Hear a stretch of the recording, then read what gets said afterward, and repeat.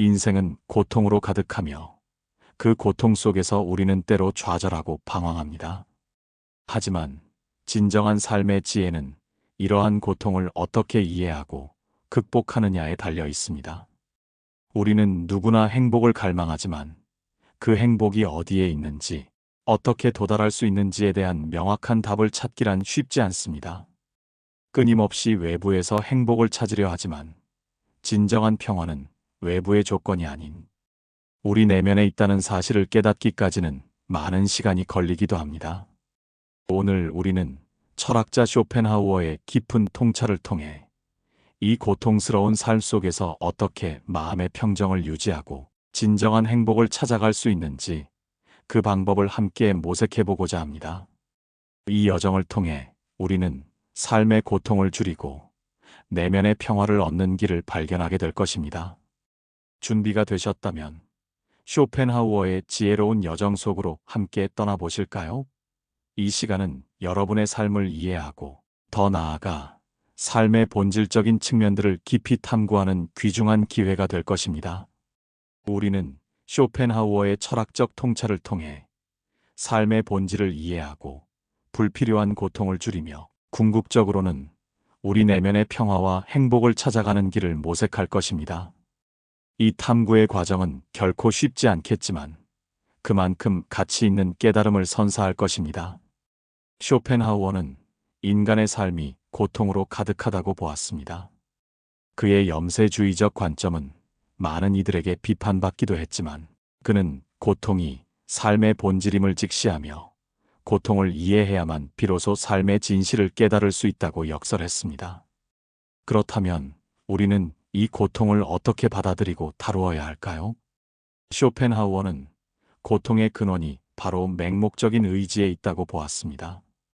이 의지는 끊임없이 무언가를 욕망하고 추구하게 만들며 이러한 욕망이 충족되지 않을 때 고통이 발생한다는 것입니다.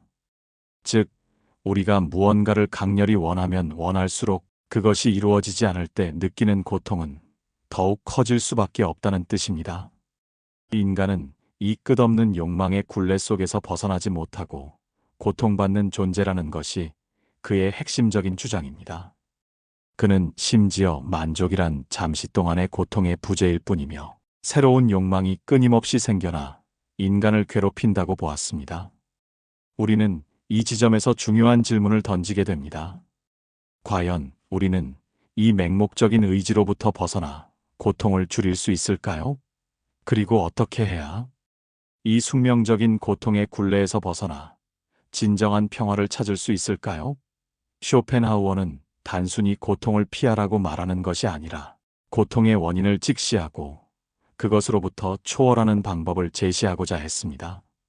그의 철학은 고통 속에서도 삶의 의미를 찾고 내면의 평화를 얻는데 중요한 단서를 제공합니다. 쇼펜하우어는 고통을 줄이는 첫 번째 방법으로 욕망의 절제를 강조했습니다. 우리는 흔히 더 많은 것을 소유하고 더 높은 지위에 오르며 더 많은 사람들에게 인정받으려 합니다. 이러한 외부적인 성취를 통해 행복을 얻으려 하지만 쇼펜하우어는 이러한 욕망이 끝없이 이어지며 만족은 잠시일 뿐 또 다른 욕망으로 이어지기 마련이라고 보았습니다. 마치 목마른 사람이 바닷물을 마시는 것과 같다고 할 수 있습니다. 마시면 마실수록 갈증은 더욱 심해지는 것처럼 욕망을 쫓을수록 우리의 마음은 더욱 불안정해지고 고통스러워집니다.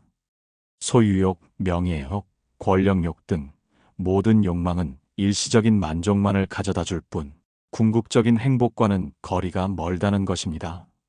쇼펜하우어는 이러한 욕망의 굴레에서 벗어나기 위해 스스로에게 만족하는 법을 배워야 한다고 조언합니다. 외부적인 조건에 행복을 의존하는 것이 아니라 내면의 평화와 만족을 추구하는 것이야말로 고통을 줄이는 가장 확실한 길이라는 것입니다. 이는 무언가를 포기하라는 의미가 아닙니다. 단지 우리가 가진 것에 감사하고 현재의 상황을 받아들이며 불필요한 욕망을 내려놓는 훈련이 필요하다는 뜻입니다. 우리는 더 이상 외부의 대상에 대한 집착을 버리고 내면의 풍요로움과 만족감을 발견해야 합니다. 이러한 훈련은 쉽지 않지만 꾸준히 노력한다면 우리는 욕망의 덫에서 벗어나 진정한 자유를 얻을 수 있을 것입니다. 자신의 내면을 들여다보고 진정으로 중요한 것이 무엇인지 깨닫는 과정은 우리에게 깊은 만족감과 평온함을 선사할 것입니다. 다음으로 쇼펜하우어는 인간관계의 지혜로운 관리를 역설합니다. 우리는 사회적 동물로서 다른 사람들과의 관계 속에서 살아가지만 이 관계 속에서 우리는 많은 고통과 실망을 경험하기도 합니다. 타인의 시선과 평가에 지나치게 얽매이거나 불필요한 갈등에 휘말리면서 우리는 에너지를 소모하고 마음의 평정을 잃곤 합니다. 쇼펜하우어는 인간관계에서 오는 고통을 줄이기 위해 적절한 거리 유지의 중요성을 강조했습니다. 그는 마치 겨울철 고슴도치들이 서로의 온기를 나누기 위해 가까이 다가가지만 가시에 찔리지 않기 위해 적당한 거리를 유지하는 것과 같다고 비유했습니다. 너무 가까이 다가가면 상대방의 결점과 단점들이 보이고 이로 인해 갈등과 실망이 생길 수 있습니다.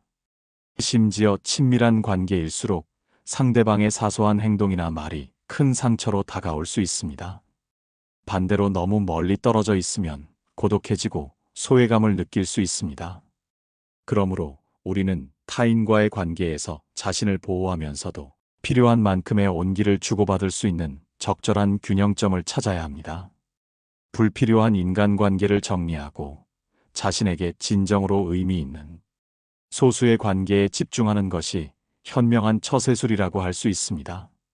이는 우리가 모든 사람에게 사랑받으려 노력하기보다 자신을 이해하고 존중하는 소수의 사람들과 깊은 관계를 맺는 것이 정신 건강에 훨씬 이롭다는 의미이기도 합니다. 진정한 친구는 많지 않으며 대부분의 관계는 피상적일 수 있음을 인정해야 합니다. 우리는 이러한 방식으로 타인으로부터 받는 고통을 최소화하고 내면의 평화를 지킬 수 있습니다. 자신에게 해가 되는 관계를 과감히 정리하고 진정으로 소중한 인연에 집중하는 용기가 필요합니다. 쇼펜하우어는 또한 고독과 내면, 성찰의 중요성을 강조했습니다. 현대 사회는 끊임없이 외부 자극으로 가득하며 우리는 혼자 있는 시간을 견디기 어려워합니다. 스마트폰, 소셜미디어, 끊임없는 정보의 홍수 속에서 우리는 자신과의 고요한 대화의 시간을 잃어가고 있습니다. 그러나 쇼펜하우어는 고독이 자신을 돌아보고 내면의 깊이를 더하는데 필수적인 시간이라고 보았습니다. 그는 인간은 고독 속에서 비로소 자기 자신을 발견한다고 말했습니다. 시끄러운 세상에서 잠시 벗어나 혼자만의 시간을 가지면서 우리는 자신의 생각과 감정을 정리하고 진정한 자아를 마주할 수 있습니다. 이는 단순히 외로움을 느끼는 것과는 다릅니다.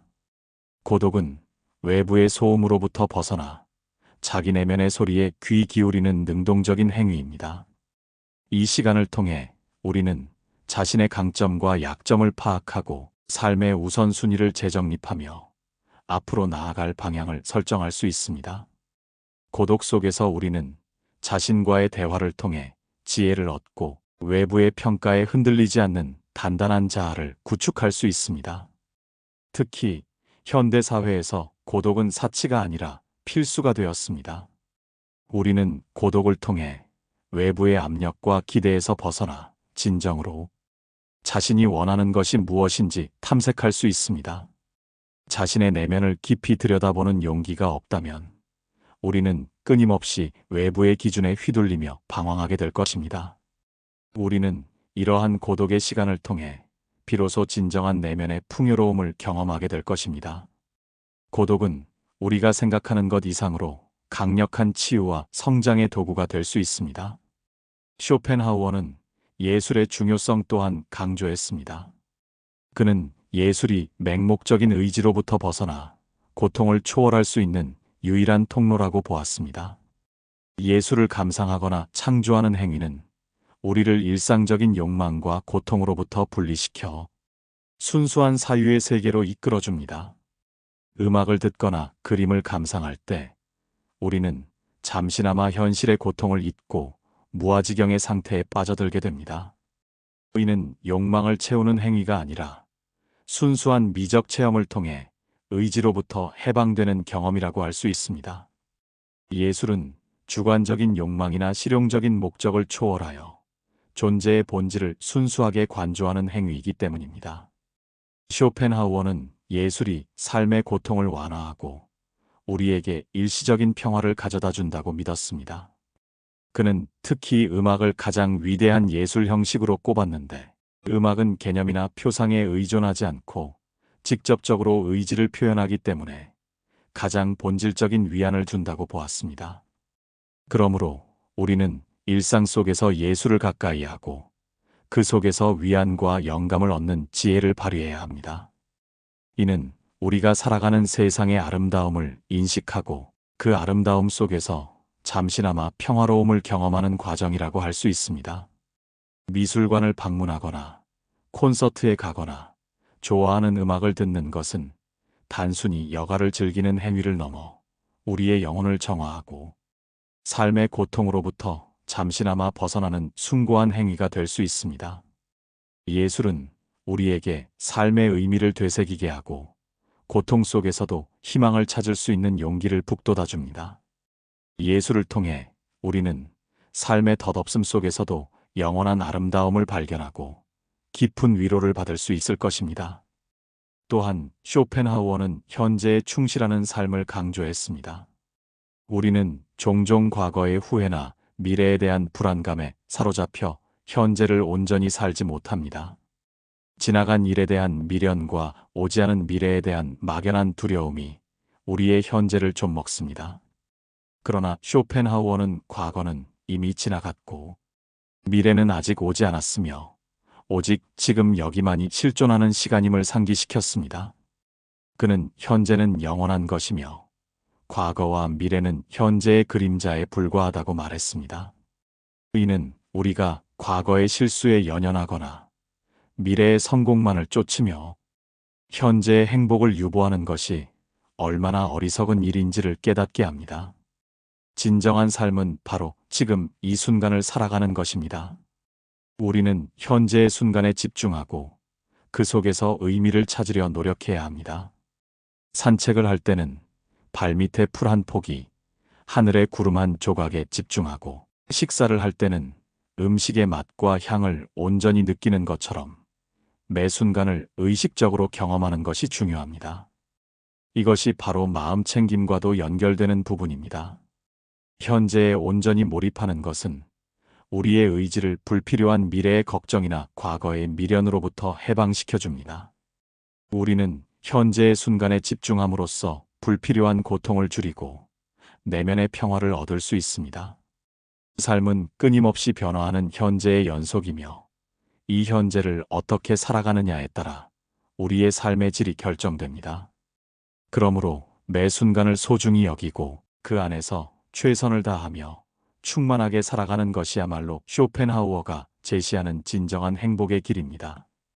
과거는 우리에게 교훈을 주고 미래는 우리에게 희망을 주지만 삶의 진정한 기쁨과 의미는 바로 지금 이 순간에 존재한다는 것을 잊지 말아야 합니다. 쇼펜하우어의 철학은 결코 우리에게 행복을 포기하라고 말하는 것이 아닙니다. 오히려 그는 고통이 삶의 본질임을 인정하고 그 안에서 어떻게 하면 더 지혜롭게 살아가며 진정한 평화를 찾을 수 있는지를 보여주었습니다. 그의 염세주의는 현실을 직시하는 데서 오는 냉철한 통찰이었을 뿐 절망을 강요하는 것이 아니었습니다. 오히려 고통의 본질을 이해함으로써 우리는 그것으로부터 벗어날 수 있는 길을 찾을 수 있다는 희망을 제시했습니다. 욕망을 절제하고 인간관계를 지혜롭게 관리하며 고독 속에서 내면을 성찰하고 예술을 통해 위안을 얻으며 현재에 충실하는 것. 이 모든 것이 쇼펜하우어가 제시하는 고통을 줄이고 행복을 찾는 방법입니다. 그는 행복이 외부에서 주어지는 것이 아니라 우리 스스로가 선택하고 만들어가는 것임을 역설했습니다. 쇼펜하우어는 이성적 판단과 자기 성찰을 통해 개인의 의지를 통제하고 세계의 본질을 이해함으로써 고통으로부터 벗어나는 길을 제시한 것입니다. 우리는 이 지혜를 통해 삶의 고난 속에서도 흔들리지 않는 마음의 평정을 유지하고 진정한 행복을 향해 나아갈 수 있을 것입니다. 결국 그의 철학은 우리에게 어떻게 살 것인가에 대한 깊은 질문을 던지며 삶의 본질적인 문제에 대한 해답을 스스로 찾아 나서도록 이끌어줍니다. 여러분의 삶에 쇼펜하우어의 지혜가 큰 울림이 되어 더욱 풍요롭고 의미 있는 삶을 살아가시기를 진심으로 응원합니다. 이 지혜로운 여정을 통해 여러분의 삶이 더욱 단단하고 평온해지기를 바랍니다. 감사합니다.